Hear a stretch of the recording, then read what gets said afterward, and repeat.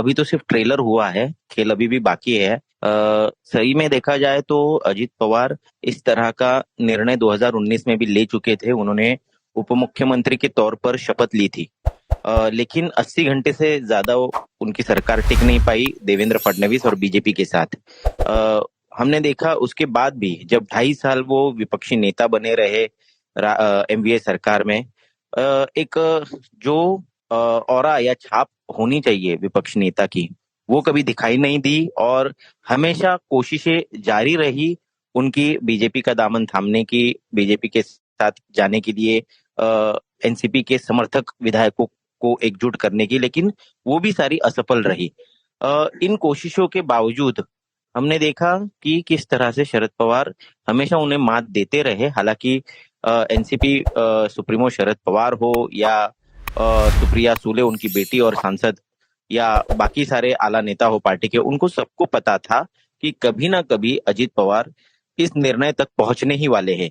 लेकिन पिछले 2.5 साल में हुआ यूं कि उनमें से कई सारे विधायक जिन पर ईडी या इनकम टैक्स या अलग अलग एजेंसियों से कार्रवाई होती रही, वो इन्वेस्टिगेशन उनकी होती रही, उसके दबाव में कहिए या कहीं ना कहीं एक सहमति बन गई कि हमें बीजेपी के साथ जाना चाहिए, और उसी के चलते आज ये निर्णय होता दिख रहा है।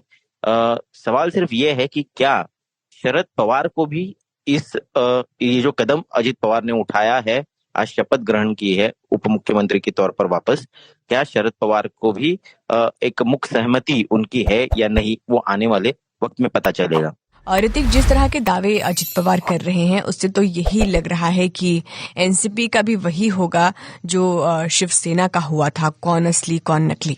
सही मायने में बताया जाए तो 1 साल के बाद वही फिल्म का रिपीट टेलीकास्ट हो रहा है, ऐसा लग रहा है महाराष्ट्र में। क्योंकि जिस तरह से महाराष्ट्र में हमने देखा शिवसेना को काफी संघर्ष करना पड़ा, और उसके बावजूद उन्हें अपने पार्टी का सिंबल नहीं मिल पाया, नाम नहीं मिल पाया। एकनाथ शिंदे सब लेकर गए, साथ में मुख्यमंत्री की कुर्सी भी उन्हें तोहफे में बीजेपी ने सौंपी। लेकिन सवाल ये उठता है कि क्या एनसीपी भी इसी तरह, चाहे वो कानूनी लड़ाई हो चाहे वो विधिमंडल की लड़ाई हो, लड़ने के लिए तैयार है। अब कुछ ही समय में जयंत पाटिल प्रेस कॉन्फ्रेंस करने वाले हैं, और उन 9 विधायकों ने जिन्होंने आज शपथ ली है अजित पवार के साथ, क्या उन पर कार्रवाई होगी, क्या पार्टी पर वो दावा ठोकेंगे, आगे जाकर क्या कोर्ट में कानूनी लड़ाई करेंगे, इन सभी मुद्दों पर वो अपनी भूमिका भी स्पष्ट करेंगे। और 5 तारीख को एनसीपी के सभी आला नेताओं की एक बड़ी बैठक मुंबई में बुलाई गई है वाईबी चौहान सेंटर में, जहां पर विस्तार में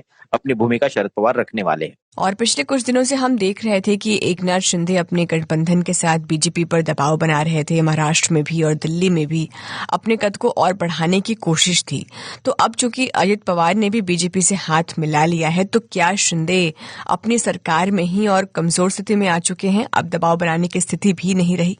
देखिए, एक बात तो तय है कि अजित पवार जैसे कद्दावर नेता और देवेंद्र फडणवीस बीजेपी के बड़े नेता दोनों अगर साथ में आते हैं तो ये कोई अच्छा सिग्नल नहीं है मुख्यमंत्री एकनाथ शिंदे के लिए। हालांकि देखा जाए तो दोनों को मुख्यमंत्री और उप मुख्यमंत्री पद के तौर पर ज्यादा एक्सपीरियंस है, तो जाहिर सी बात है कि मुख्यमंत्री एकनाथ शिंदे का प्रोमिनेंस जो है वो कम होता दिखेगा आने वाले दिनों में। कहीं ना कहीं जिस प्रकार कुछ विवाद उठे थे पिछले कुछ दिनों में, जैसे एडवर्टीजमेंट आई थी सरकार की जिसमें बताया गया था कि किस तरह मुख्यमंत्री एकनाथ शिंदे ज्यादा पॉपुलर है देवेंद्र फडणवीस से भी, और उनकी लोकप्रियता बढ़ती जा रही है।